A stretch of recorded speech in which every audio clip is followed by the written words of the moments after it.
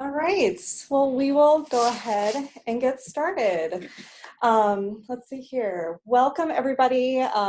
Thank you very much for joining us this afternoon. I'm Michelle Iverson, licensed marriage and family therapist and the new director of training here at Wayside. Very excited to have you all join us for this Lunch and Learn for today. The topic we're going to be covering is substance use treatment considerations for the military-affiliated population. So what we are doing today essentially is that as we're becoming a CCBHC, one of the requirements that we have to meet is that we start to receive training, and this will be ongoing kind of training and development that will happen around understanding what it's like to work with the military population. Part of it is to understand some of the treatment, like how that will affect treatment for this population if they come to Wayside. But part of it too is to understand how this really is its own unique population and culture, and to really kind of understand some unique aspects that people in this population will experience, and to kind of build our own cultural competency when it comes to working with this population. So what we did is, I attended a NADAC training on this, and so all the content you're going to see today, most of it, will have come from that training. It was an excellent training, and if anybody is very interested in wanting to become certified in understanding these topics that we start to kind of briefly cover today, that's an excellent training to attend, and we can provide you with more information if you'd like that.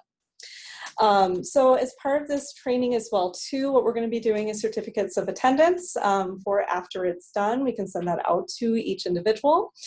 We are recording this as well too, so this will be viewable at any time. We will be able to let you know where to locate this video if you would like to watch it and attend at a later date. I do include some more resources for therapists and for clients of this population at the end of the slide as well too, so it's very important information for you to know. And just very briefly about myself, my background, I've worked for 6 years at the University of Minnesota Psychiatry Clinic in roles including as therapist and clinic manager, plus another 5 years over at Melrose Center as a therapist there. And so I'm very excited to be here at Wayside and starting to do a lot more trainings like this, and a few more kind of developments that we're going to do in terms of training for Wayside in the future. And then finally, we will try to leave some time for questions at the end. Feel free to make sure that your mute button is on, and that you can use the chat function to be able to submit any questions through that way if needed. All right, so we will go ahead and start. Some of the learning objectives, things I want everybody to be able to walk away from this training with. One is to gain some increased understanding of what the military-affiliated population is, and again, what their unique kind of cultural identity consists of. We want to learn a little bit more about how substance use disorders, mental health, and some physical health conditions might impact how they present and what might happen with their treatment when at Wayside. We also want to learn a little bit more about some of the different dimensions or aspects of veterans' lives that should also be assessed and addressed while in treatment, including something we're going to talk about called the transition process from military into post-military life. So first, we're going to start about learning about what is the military-affiliated population. So really, this actually includes a broad range of people, including veterans, including people who are currently on active duty. We also include National Guard and Reserves.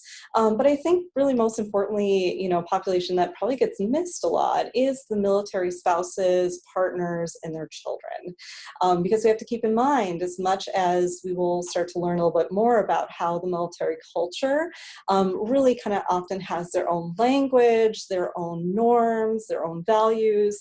Many spouses, partners, and children end up finding that gets incorporated in their own lives as well. Another important thing is that, some of the treatment considerations we're going to talk about today, it does include people who have not seen any combat or deployments.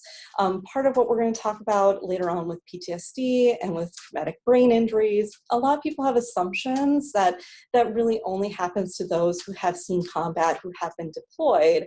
But it's very important to know that actually many people will experience those and sometimes not seen any combat or deployment at all.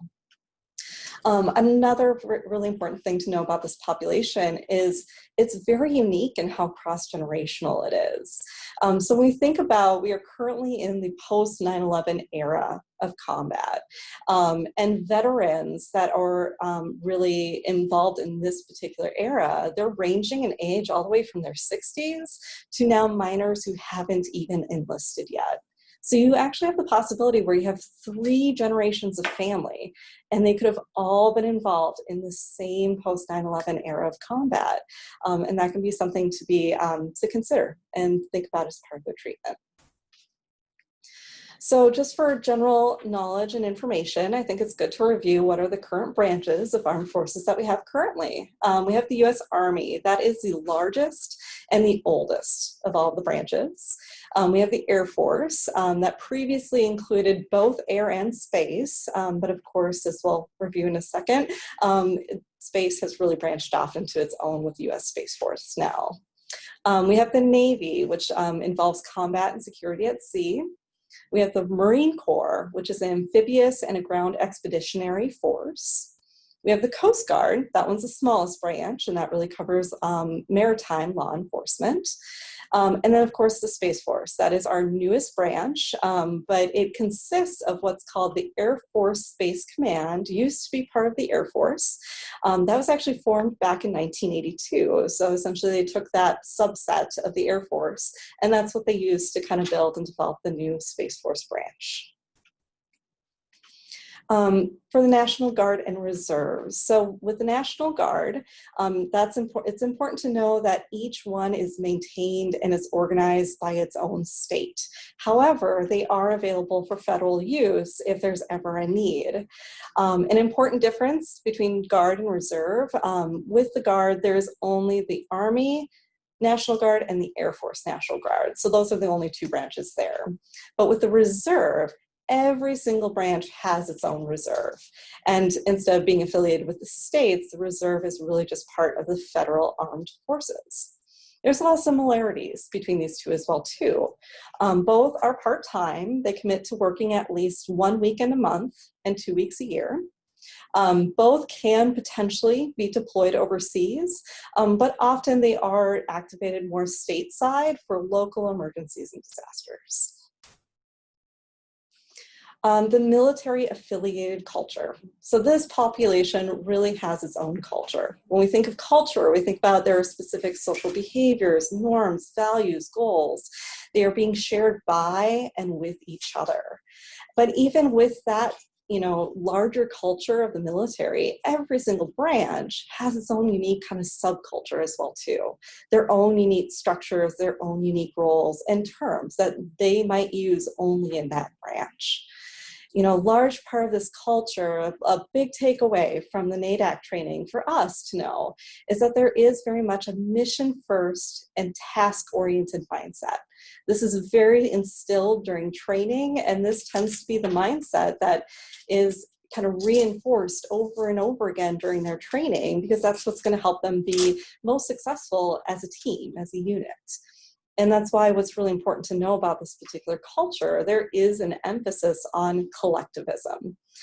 So rather than, much more, individualistic society or culture is kind of like the United States in general, they are emphasized on collectivism, because that's going to help them to succeed as a team, as a unit, instead of it being about the individual. Can you click and just see if there's somebody out there that's not getting in? Sorry, we're gonna. It's chat. Oh, it's just chat. Okay. I think everybody's here. Okay, good. Sorry about that. Instead of being individualistic, in order to succeed as a unit and working together, especially in combat, they have to be working together, and they very much put an emphasis on that. And then, of course, of limiting harm to others. It's often when you ask people, what was your reason for wanting to join? Oftentimes they enter with that mindset of it wasn't about, wanting to harm others. It's about, I want to protect, other people in my life, and this is the way that I best felt to do that. So with knowing all of that, how do we start to think about how does this influence their worldview? And how might there even be some internal conflict that might arise when they leave the service? When they move from this group where it's a complete emphasis on collectivism to now suddenly when you're in, especially in the United States, a very individualistic society.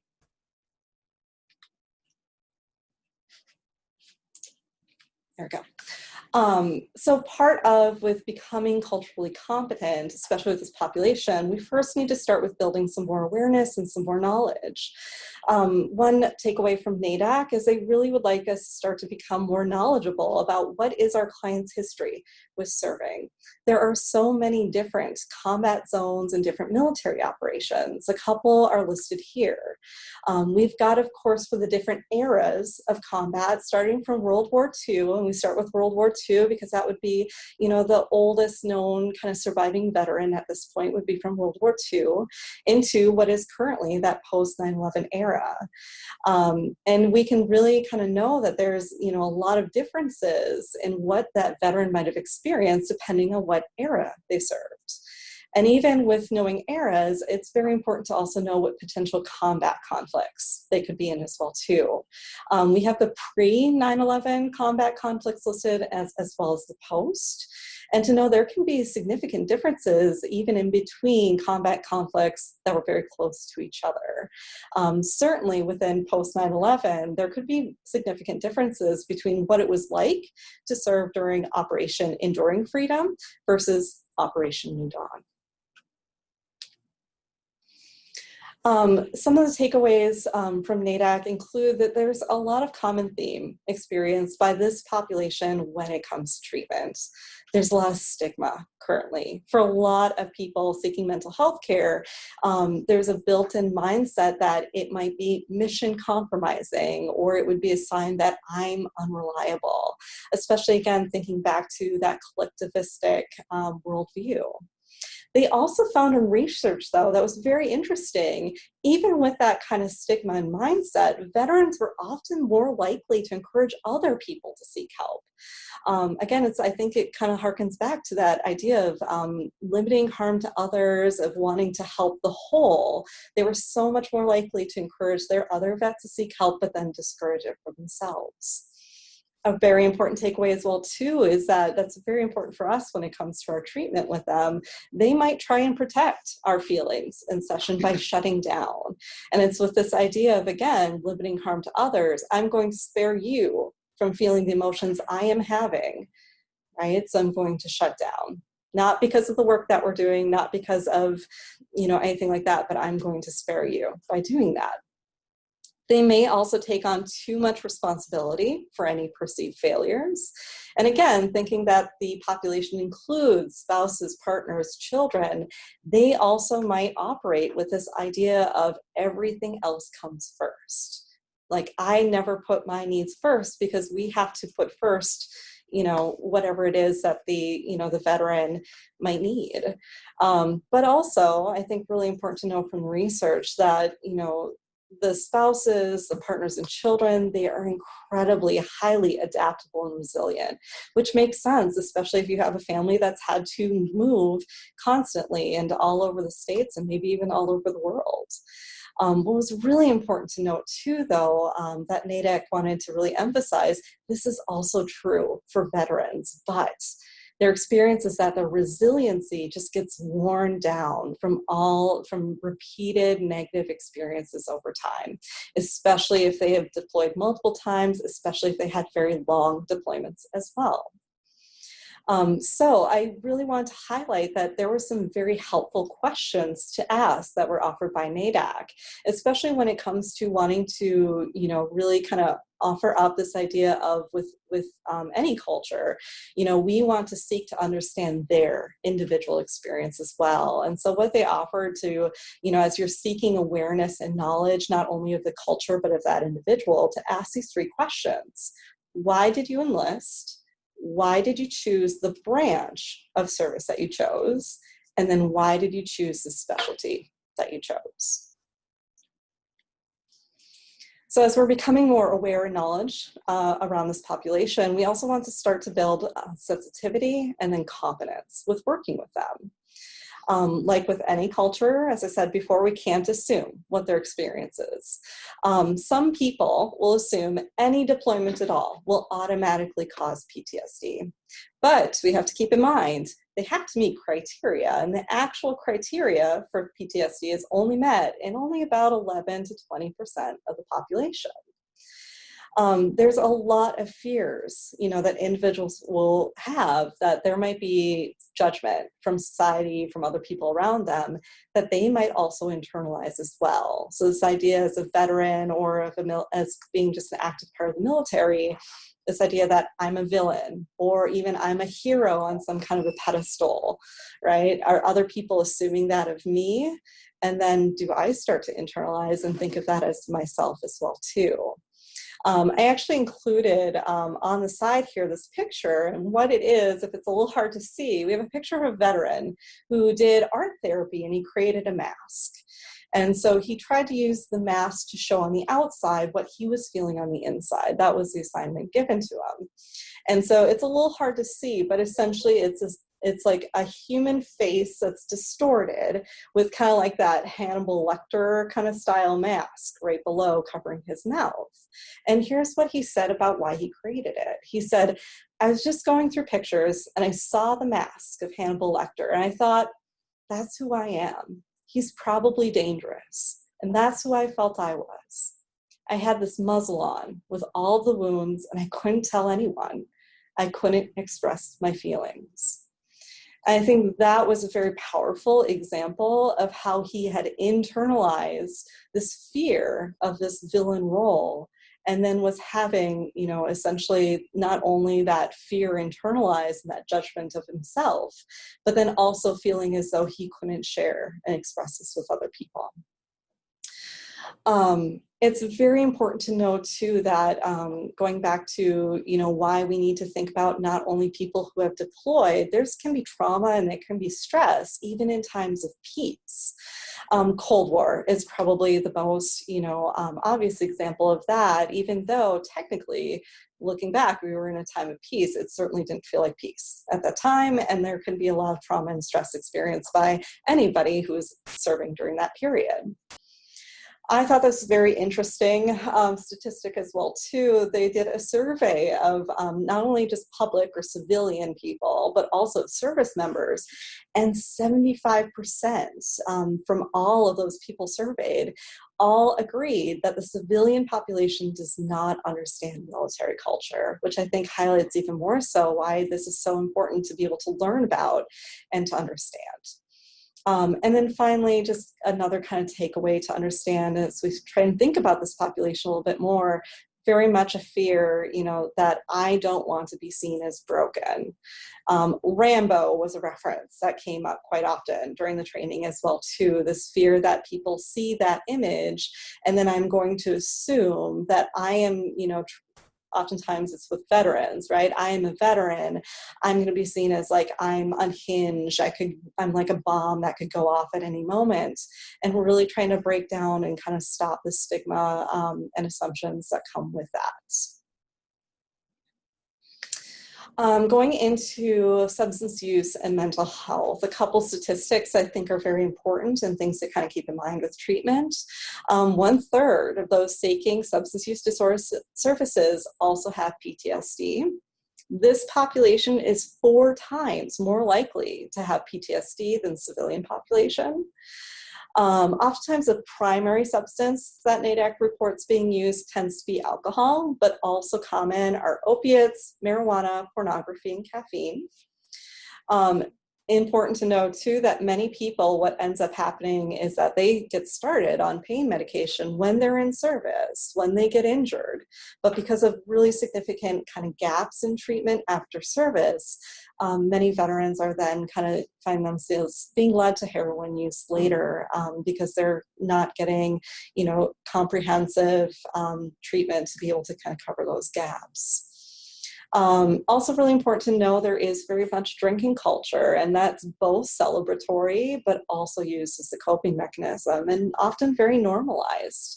for people that are in service. And that unfortunately this population is referred to SUD treatment at a much lower rate than mental health treatment. Of the 1/3 of young veterans who died by suicide, their blood alcohol content at the time was over 0.08. And the suicide rate in general, it's at 1.5 times higher than for civilians, and suicide is claiming more than 6,000 veteran lives a year. Traumatic brain injury. So of 375,000 military members from 2000 to 2017 that had a traumatic brain injury, over 80% had what they considered a mild traumatic brain injury or concussion. So one of the important takeaways from NADAC, how is that going to affect their treatment? We're going to see probably memory issues, shortened attention span, mood swings, irritability, insomnia. And oftentimes, because they are more mild or just a concussion, these potentially could be missed. We might not realize when somebody's coming into our treatment that there might be a TBI present as well. What happens is that we're seeing more and more TBIs in this populations because with better technology, better equipment, less people are dying in service, but that also means more people are surviving with these head and neck injuries. Again, important to know, you do not need to be in combat, you do not need to be deployed to have a TBI, because sometimes this can occur with accidents during training. And that, I thought this was very powerful. The person is 21 times more likely to attempt suicide if they have both the TBI and a substance use disorder together. Another great takeaway and important to know for treatment, this can mimic PTSD very closely. So we have to keep in mind that we might have to refer them for further assessment to see if there's possibility that TBI occurred. This is a great Venn diagram kind of showing the intersections between PTSD and TBI. And we can see that there are 6 symptoms, which is quite a significant number that they share between each other.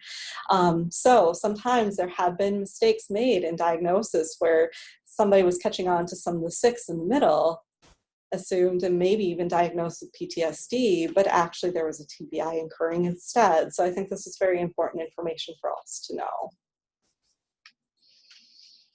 All right, when it comes to trauma, military members tend to have higher ACEs, adverse childhood experiences scores, at the time of joining. With some of the research that's been done into this population, it really kind of appears to be that some people are enlisting and automatically have these higher scores because they are escaping violent, abusive, dysfunctional home environments. And with research, they found women were much more likely than men to enlist for that particular reason. Keeping in mind, again, the entire population, even those caregivers, family members, they are much more susceptible to secondary and vicarious trauma. And what they are finding currently is that EMDR appears to be very helpful for PTSD in this population. And what they are doing is that they are working to adapt EMDR so it can be used for something called moral injury, which we will talk about next. So some of the highest PTSD risk populations within this particular population includes women, those enlisted in the Army, probably because the Army is the largest branch of service. And of course, the more number of deployments that they've had and the longer lengths of deployment that they had also increase their risk. All right, so talking about moral injury, what is moral injury? It's really unique to this particular population. Very important to note, it is not the same as PTSD, but it could coincide with it, and PTSD and moral injury could be caused by the same exact event. In order for moral injury to happen, essentially the person needs to feel like some kind of a moral transgression occurred. So meaning that they or somebody else crossed a line when it comes to their moral beliefs. Some nice quotes to try and sum that up is this idea of an injury to one's moral conscience that causes profound emotional shame. Or as the NADAC speaker referred to it as, an injury to the soul. This is not a DSM diagnosis, but people are advocating they would like it to be added in the future, and hopefully it will. So what NADAC outlined is that there's essentially 3 kinds of moral injury. The first kind is traumatic loss, but I think it's traumatic loss really defined to whether it happens in the context of the second two. So with traumatic loss, that is that complicated, prolonged grief reaction, oftentimes survivor's guilt, that idea of, we went through combat together and with whatever happened, I survived and they didn't. But oftentimes it is connected to often the reason why that person didn't survive was because of one of the two other options. The second was their self-directed moral injury. So that's when you're having guilt and shame of a moral betrayal because of something I did. So oftentimes what they found was there was a situation where something happened and they said, I did nothing to stop it. Or I made a decision that led to it happening. This could be things such as, of course, there could be things when it comes to, war crimes, very significant. Let's, think about Abu Ghraib happening. Somebody maybe wasn't directly involved with it, but if they did nothing to stop it, there could be some pretty significant self-directed moral injury occurring. Or, even something such as we had to make a decision of, are we going to head this way or head that way, right? And you were the person that decided, let's head this way.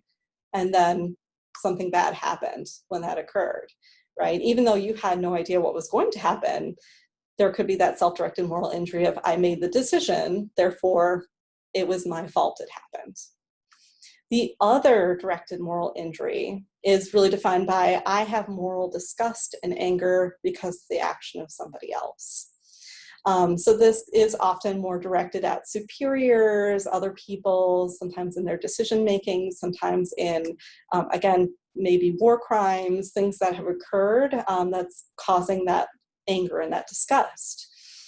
Sometimes it's really important to note, sometimes this ends up getting misdiagnosed as an antisocial personality disorder because that person might end up diffusing this disgust and this anger after service, and it could be towards all people in authority. So again, very important to know in treatment, if you're working with somebody and they see you as a person in authority, if they're experiencing this type of moral injury, it could be impacting their treatment and their work with you.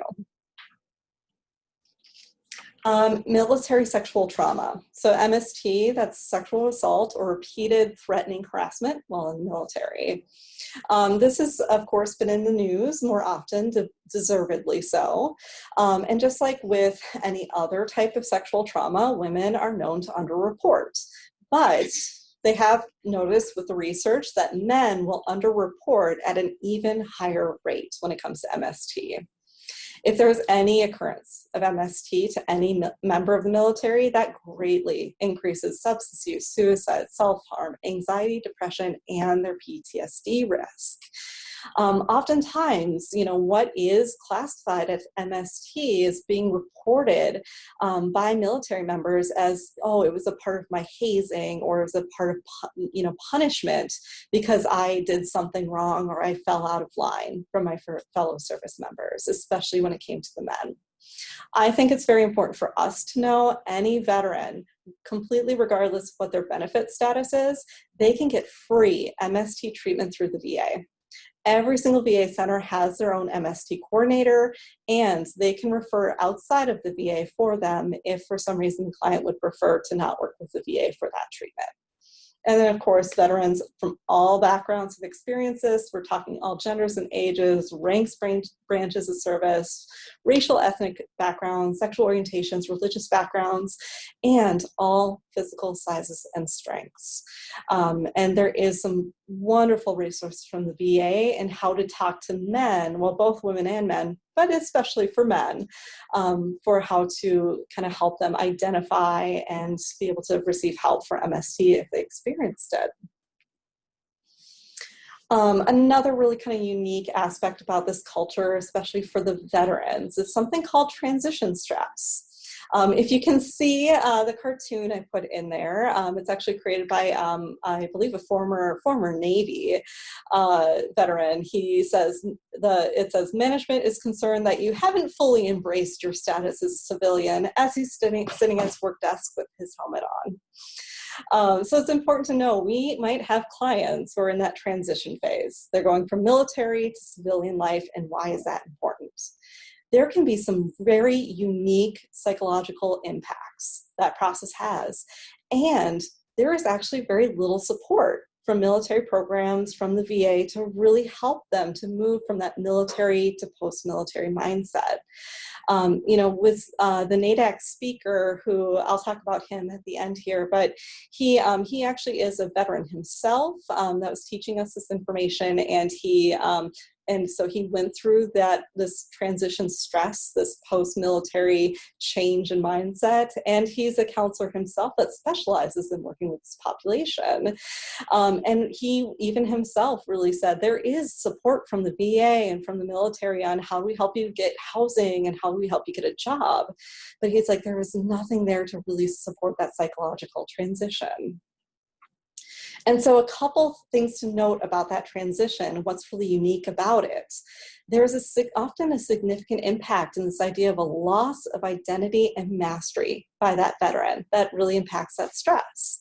So our NADAC speaker, he had a great example of this, of, what would it be like to go from this high-ranking official, you're in charge of major operations, to now suddenly you might be running a store's cash register or sweeping floors. Right? Not that there's anything, an issue with that. It's this idea of like, how do we go from I've developed this highly skilled mastery and function in this area to suddenly essentially taking an entry-level position? There's a lot of fears by veterans of that. I have all these specialized skills and I'm really afraid they're not going to translate or that they're not going to be appreciated.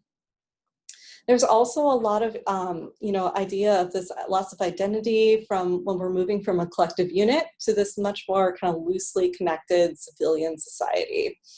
So thinking about it and how it relates to other cultures, what is it like to move from this very, very close-knit, you're together all the time, you're constantly mutually supporting one another and always have the same exact, again, that mission-focused mindset, we know exactly what we're going to be doing, to now this much more fluid and autonomous and individualistic one instead. Or to move from that mindset of things are much more dichotomous. I know what my mission is. I know what I'm supposed to be doing today and tomorrow and the next day after that. We have these very distinct, we know who our enemies are, we know who our allies are. To again, suddenly, nothing really defined around that anymore. So how do we help with that? Part of what we need to help with is, identifying how are we speaking to and how are we helping the veteran, knowing that they're coming from a mindset that's very focused on, I need to be told what to do. How are we going to help inform them of, what do we need to have you doing? How do we help them find just new, meaningful activities that give them purpose and satisfaction? One example of that, again, I thought was great, that came directly from the speaker himself. He said, I used to jump out of planes for a living, right? That gave me purpose. I knew I had to do that. It was a part of my mission, but it also gave me satisfaction because for him, that was really fun. I have to give it to him. I would not find that fun. I think to each his own, but for him, that was very enjoyable and very satisfying. But then suddenly you're coming into an environment where I don't know what's going to give me purpose. I don't know what's going to give me satisfaction. We can reinforce for them, it's okay if that comes from different places. Can I get purpose from my work and meaning from something else? And his example of that was volunteering. That tends to be something that is especially helpful for veterans. Again, this idea of limiting harm to others or even helping others. Volunteering tended to be a great way to be able to help reinforce that meaning for them. And of course, this idea of turning away from substances to fill the hole that's missing from the identity and the mastery. Needs fulfillment, again, very unique to this population. I think unique more so in that, not that other people, of course, aren't experiencing, missing safety, missing physiological needs, but for them, for this population, you went from where all of this was very much taken care of you, right? The military was going to take care of your housing, they were going to take care of your food, everything was taken care of for you. And suddenly there's significant frustration and disappointment disappointment if the veteran's not getting these basic needs met anymore now that they're out of the military. I love this quote, of course, that they had from the training of, how am I going to talk about my inner child if I don't know where I'm going to sleep tonight? And so this is a really great example of where we need to reconsider, Maslow's hierarchy. How is this veteran, or, anybody in this population, doing with their physiological needs, their safety needs? But then we continue to build up to belongingness and love and esteem. The VA, as I said before, they have a lot of resources. They have a lot of ability to take care of the bottom part of the triangle, those basic needs there. But it's important for us to know, too, how are they doing? We need to assess how are they doing with those basic needs. But then we could also be assisting and helping them with the psychological needs as well, too. How are they doing with their belongingness? And how are they doing with their esteem? What we can do to assist is help them create a new community if needed. What they found with research, again, those who did best in this post-military transition, they actually ended up having peers from various groups. They weren't just friends with other veterans. And then, of course, we always want to focus on the importance of relationships in recovery. As I think we all know, people with good support and a good support network were much more likely to remain in treatment and in recovery. So these are kind of some of the kind of final takeaways that we learned from NADAC, and things that we're going to include as we continue to incorporate this training into future trainings as well. First takeaway, of course, is that they want us, and as part of being a CCBHC as well too, we need to include this population when we're starting to have discussions of cultural competence. And so we will be including this content as part of future trainings. To start asking questions about basic military history and what their status is at intake, which also, as part of being a CCBHC, we will be doing as well too. But they want us to continue to assess this throughout treatment. One reason being, they really kind of find that there's so much overwhelming relief at returning home, especially immediately from deployment, that relief might actually start to mask any mental health or traumatic brain injury symptoms. And so it is really important to make sure we are continuing to assess for these things later on in treatment, because the symptoms might not start to show up until later. We want to consider that any behaviors being exhibited by a client might really just kind of be a cognitive response, including that you might be seeing the symptoms of that traumatic brain injury, and to make sure that we are referring them for assessment if they have not been assessed for that already. Also, I think it was really important to highlight, if somebody does not have a PTSD diagnosis, that does not mean that there's no moral injury present, because currently that is not really being assessed. And I've got another slide that will talk a little bit more about some assessment options for that. Finally, or continuing on, we want to address any transition stress for that veteran. One quote, again, from the training I thought was very important was this idea of, when I left the Army, it was like they were telling me I couldn't be me anymore, right? Well, they kind of really reference a lot this idea of when you take off your uniform for the last time and how much identity that uniform holds in it.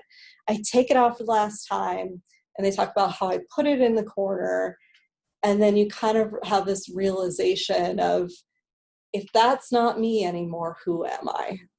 And that could very much be something that could be addressed and worked on in treatments.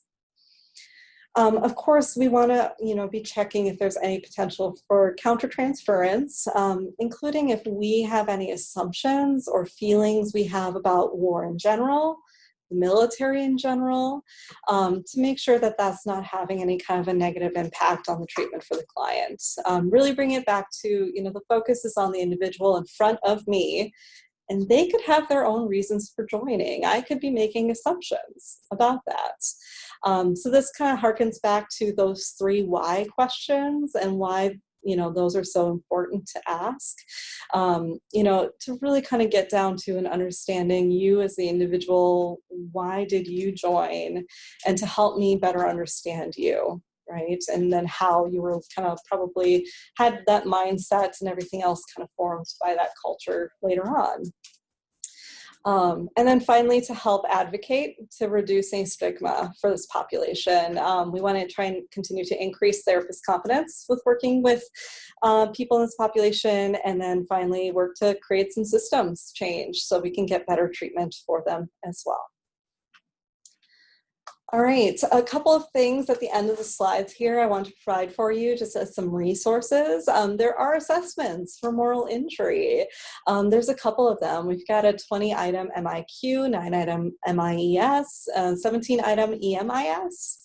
Also helpful, there is a trauma-related guilt inventory and trauma-related shame inventory. So all of those all together can kind of give you a very good perspective on whether some moral injury had occurred. I also included some general client resources as well too. So if you have somebody from this population and you feel like they need additional resources and help, there's something called the Coaching into Care line. It's a hotline, a free one for their families and their support people. So they give the support people coaching. So if they need to help the loved one navigate the VA system, kind of get the verbiage and how do I talk with my loved one about getting some mental health or SUD help, that's a great resource that we can refer for those people. We do have our local Minneapolis VA Community Resource and Referral Center. They call it the CRRC. So that is our local resource to really help any vets if they need housing, employment, or start to get connected to some other primary care and mental health services.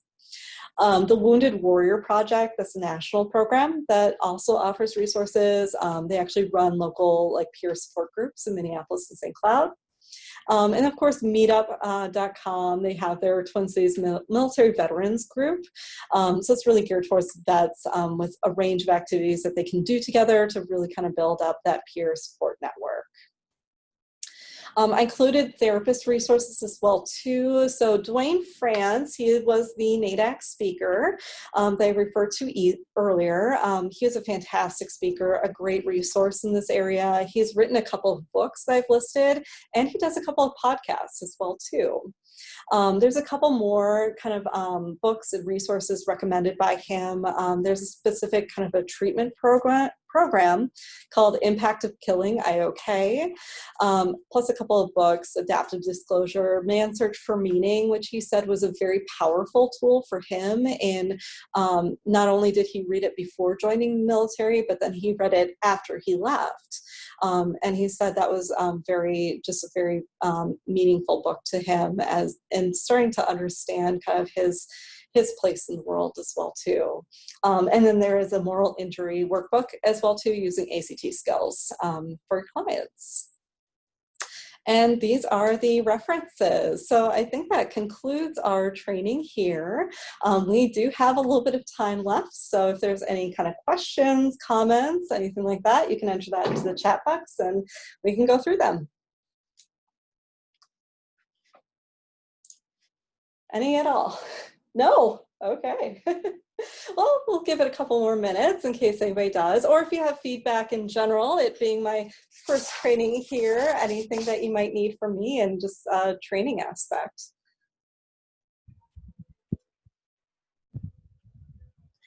Hey, Michelle, this is Ruth. Hi, Ruth.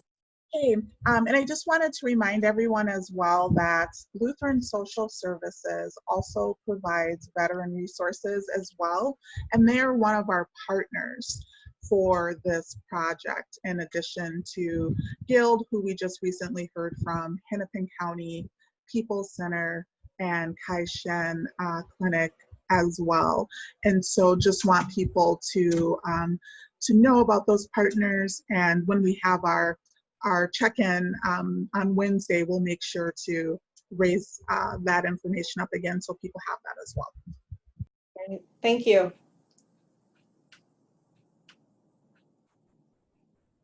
Great. Any other questions, comments?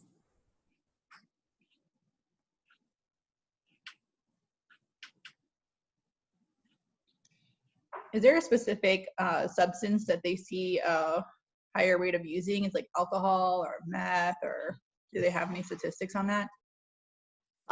They didn't provide specific statistics. What they did say in general, though, is that they do know that alcohol tends to be the highest prevalence substance that they would see.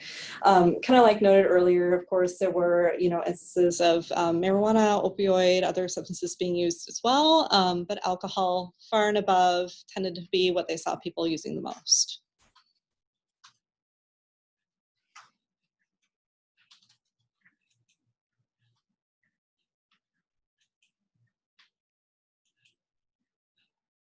No? Okay. Great. Well, I'm very, very glad, even though I couldn't see you all in person today. Eventually, I hope to be able to meet much more of you in person, get to know you. We've got a lot of great, kind of opportunities and what we'll be able to do for training moving forward. I am always open to any feedback or ideas as well, too, because we have quite a bit in terms of how we want to kind of like streamline training. This includes onboarding for staff as well too, but I am very, very open to any feedback or suggestions or ideas. We will be sure for everybody that did attend the video session today to get you a certificate of attendance. But again, if you are watching this video at a later point, you can feel free to email me directly, Michelle Iverson, and I will be able to get you a certificate of attendance as well too. All right. Well, thank you. I hope you guys have a great rest of the afternoon. And like I said, I look forward to seeing you soon in the future. Have a great day.